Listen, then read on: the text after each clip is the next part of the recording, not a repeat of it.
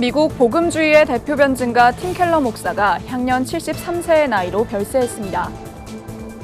여의도 순복음교회 이영훈 목사가 자신의 발언으로 인한 오해를 재차 해명하고 신중하지 못했던 것에 대해 사과했습니다.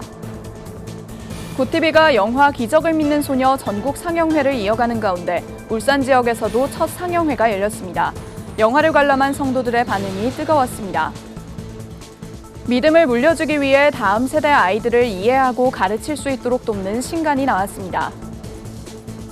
기후위기 기독교 신학 포럼이 2차 원래 포럼을 개최한 가운데 한국교회가 탄소 중립을 위해 실천해야 할 사항들을 논의했습니다.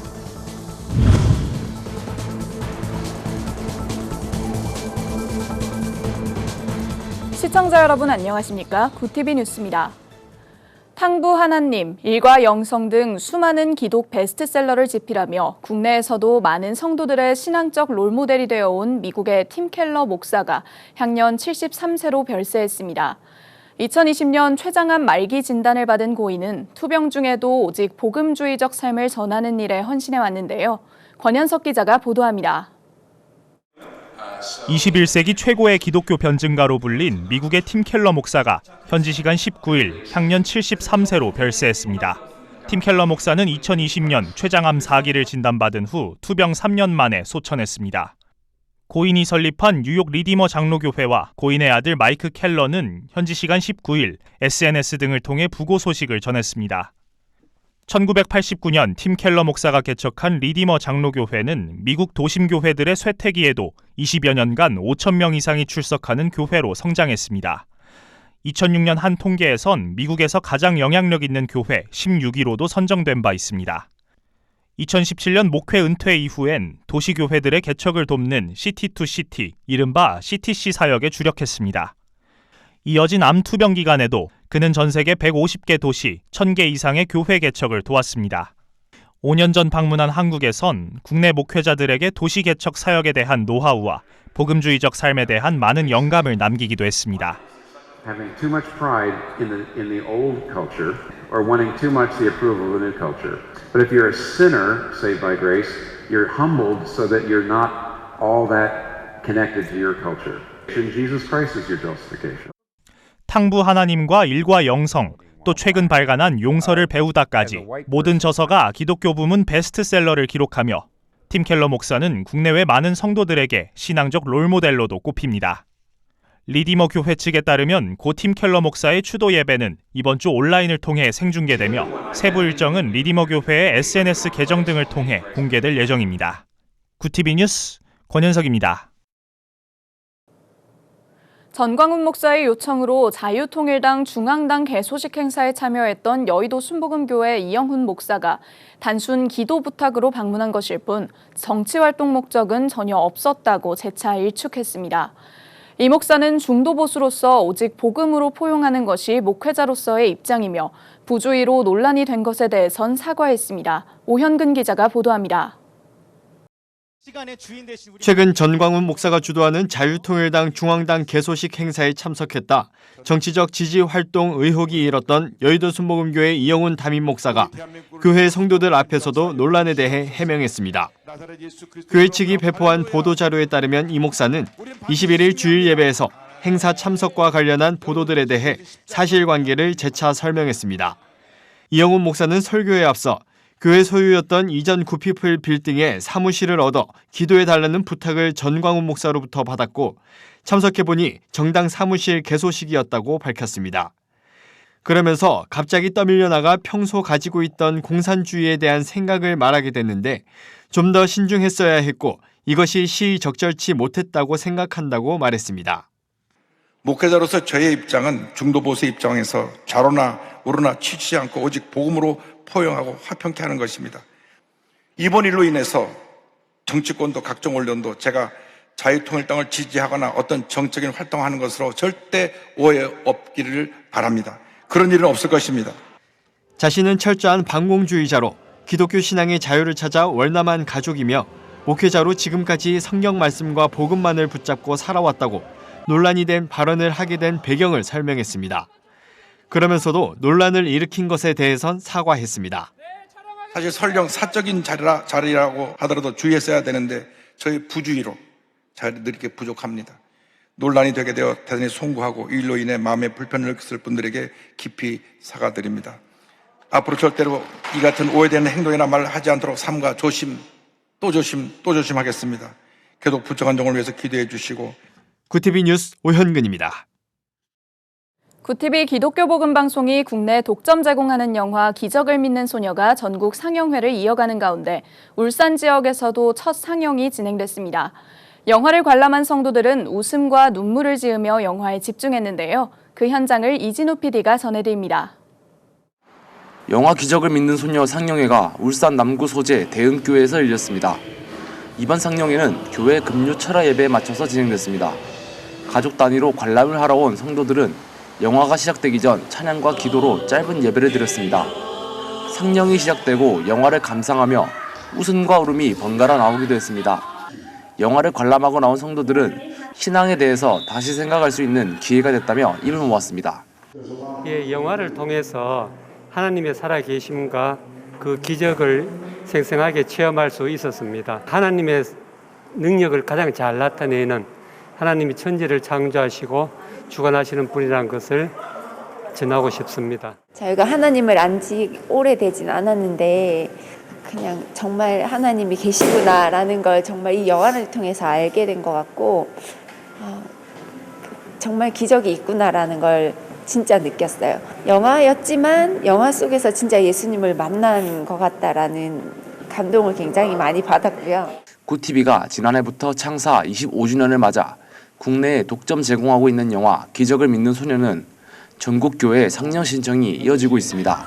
앞서 미국에서 개봉돼 4주 연속 박스오피스 6위를 기록할 정도로 흥행한 영화는 시청한 성도들에게 큰 감동과 울림을 주고 있습니다.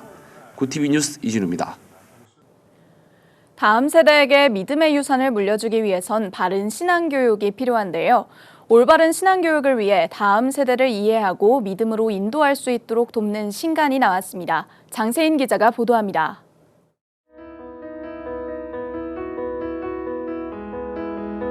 한동안 지속된 비대면 세상. 코로나19로 인해 시대와 문화의 변화가 급격하게 빨라졌습니다. 새로운 문화 속 다음 세대들의 생각을 온전히 이해하고 진솔하게 소통할 수 있도록 돕는 신간이 나왔습니다. 미래세대 프로파일링은 김현철 목사가 청소년 사역 현장에서의 경험을 바탕으로 쓴 다음 세대의 이해를 위한 실전 매뉴얼입니다. 김현철 김해 행복나눔교회 목사는 30년이 넘게 청소년 사역을 이어오며 책 메타버스 교회학교로 기독교 출판 분야 베스트셀러 1위에도 오른 바 있습니다. 책은 복음으로 세대 간 화합이 이루어지도록 요즘 세대들의 특징과 함께 그들의 관점으로 해석한 세상을 보여줍니다.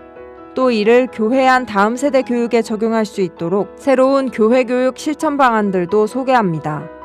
오륜교회 김은호 담임 목사는 책을 통해 각 세대가 서로를 이해하고 소통하는 가운데 한국교회의 미래 세대가 든든히 세워져 가길 소망한다고 추천사를 남겼습니다.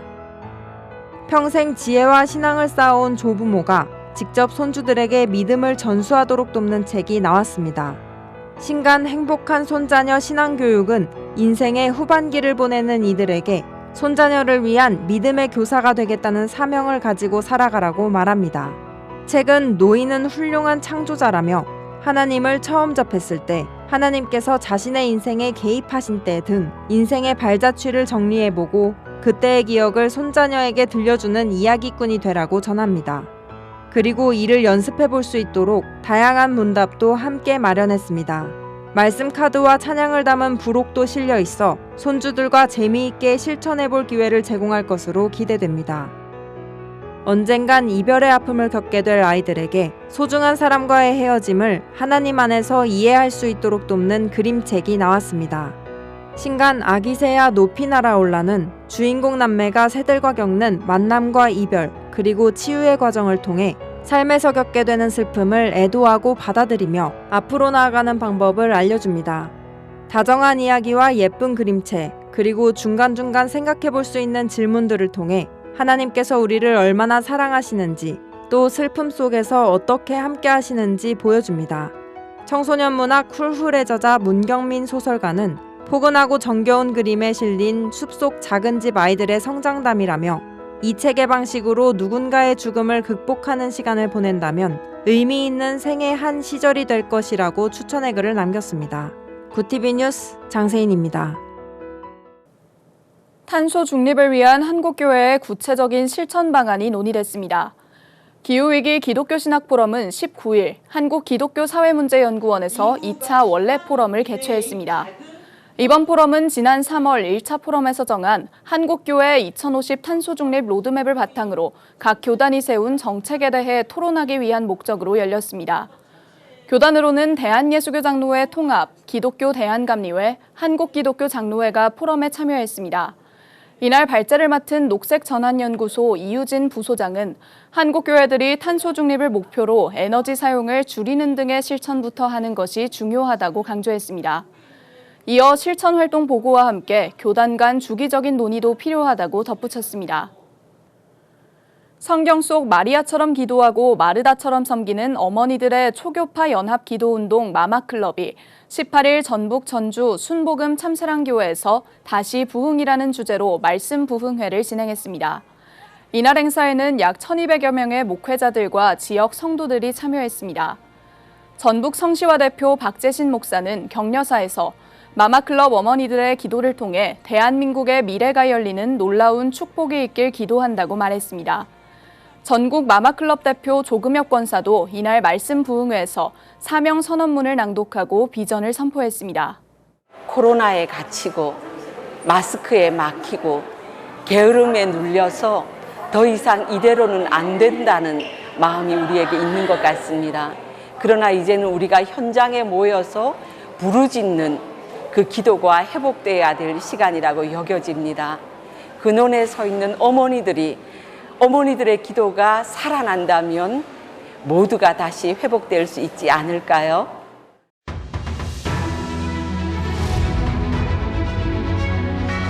오늘의 이슈 포커스입니다. 윤석열 대통령이 볼로디미르 젤렌스키 우크라이나 대통령과 첫 정상회담을 했습니다. 지난 21일 일본 히로시마에서 열린 주요 7개국 G7 정상회의에서 양국 간 정상이 만나 논의했습니다. 윤 대통령은 지뢰 제거 장비 등 우크라이나가 필요로 하는 물품을 지원하겠다고 말했습니다. 한국 기업들이 우크라이나 재건 사업에 참여하기로 합의하기도 했습니다. 젤렌스키 대통령은 감사하다며 앞으로도 계속 지원해주길 바란다고 전했습니다. 일본 후쿠시마 오염수 처리 과정을 점검하는 한국 정부 시찰단이 공식 일정에 들어갑니다. 22일 일본 제1원자력발전소 오염수 대응 관계부처는 한국 시찰단과 기술회의를 시작했다고 밝혔습니다. 도쿄전력, 일본 원자력규제위원회 등과 회의 질의응답도 이어진다고 덧붙였습니다. 유국희 원자력안전위원장은 시찰단이 일본에 파견된 이유에 대해선 과학적 접근을 통해 국민을 안심시키는 것이 목적이라고 설명했습니다. 시찰단은 유 위원장을 단장으로 한국원자력안전기술원 전문가 19명과 해양환경 방사능 전문가 총 21명으로 구성됐습니다. 오는 23일에서 24일에는 오염수 관리 실태를 확인할 예정입니다. 올해 1분기 가정에서 사용하는 전기 가스 요금이 1년 전보다 크게 오른 것으로 나타났습니다. 22일 통계청이 1분기의 전기 가스 요금이 작년과 비교했을 때 30.5% 올랐다고 국가통계포털에서 밝혔습니다. 이 수치는 1998년 외환위기 이후 가장 높은 상승률입니다. 지난해 국제에너지 가격 급등 여파가 요금에 반영되기 시작했기 때문에 해당 수치가 계산됐다는 분석이 나옵니다. 2분기 이후에도 전기가스 요금의 가파른 상승세가 이어질 예정이라고 전문가들은 설명합니다. 서민 가구에 큰 부담이 될 것이라는 우려도 잇따릅니다. 국회 행정안전위원회가 공직자의 가상자산인 코인 재산 등록 의무화에 대해 논의합니다. 22일 법안심사 제1소위원회에서 해당 사항을 담은 공직자윤리법 개정안을 심의합니다. 논의 내용은 국회의원을 포함한 고위공직자의 재산 신고와 공개 대상의 가상자산을 포함하도록 하는 겁니다. 현행 공직자윤리법에는 코인은 재산 신고 대상에서 빠져 있습니다. 행안위는 이달 25일에 예정된 본회의에서 개정안이 통과되도록 오는 24일에 전체 회의를 개최할 예정입니다. 이번 개정안은 거액의 가상자산 거래와 보유 의혹으로 더불어민주당을 탈당한 김남국 의원 사태로부터 촉발됐습니다. 구티비 뉴스 장현우입니다.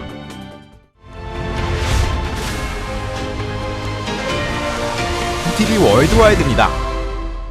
조 바이든 미국 대통령과 볼로디미르 젤렌스키 우크라이나 대통령이 우크라이나 전쟁 상황과 지원 문제에 대해 논의했습니다.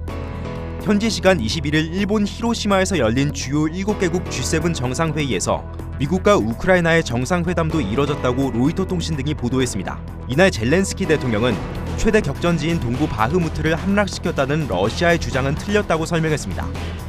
이날 바이든 대통령은 4,900여억 원 규모의 추가 군사 지원을 발표했습니다.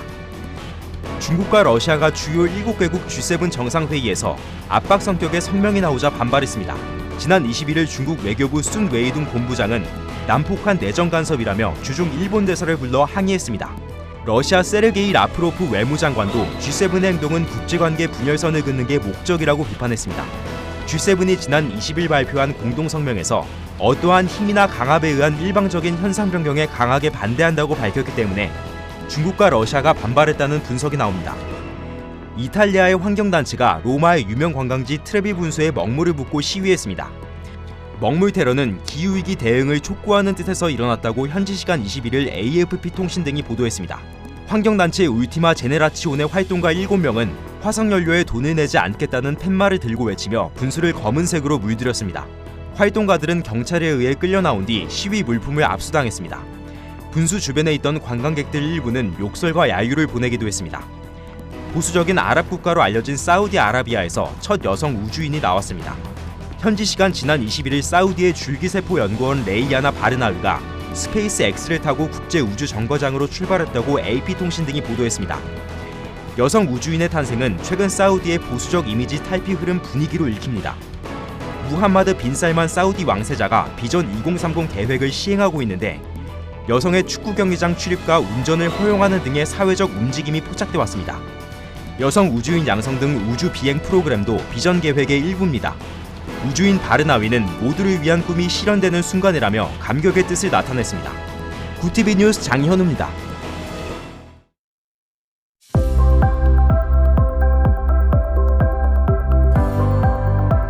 내일은 전국이 대체로 맑은 가운데 한낮에는 초여름 더위가 찾아오겠습니다. 아침과 낮의 기온차가 크게 벌어지면서 대기가 불안정해지겠는데요. 그 영향으로 강원 일부 지역과 충북, 경북을 중심으로는 소나기가 내리는 곳이 있겠습니다. 이후에는 일교차가 큰 봄 날씨가 이어질 전망입니다. 이어서 전국 날씨입니다. 내일 한낮 최고 기온은 서울과 대전 27도, 강릉 25도가 예상됩니다. 남부지방의 경우 대구와 광주 26도, 부산은 22도를 보이겠습니다. 날씨였습니다. 네이버와 카카오 등 국내 포털에서 언론사의 뉴스 제휴 심사 관리를 담당하는 뉴스제휴평가위원회가 여러 논란 끝에 운영을 잠정 중단하기로 했습니다. 심사와 퇴출 기준의 공정성 시비가 끊이지 않았고 위원들의 특정 이념과 진영 편향 논란도 있어 왔는데요. 양사는 중립성과 공정성을 담보할 새로운 시스템을 구축하겠다는 입장입니다. 국민이 알고 싶은 더 다양한 뉴스가 제공되는 통로로 개선되길 기대합니다.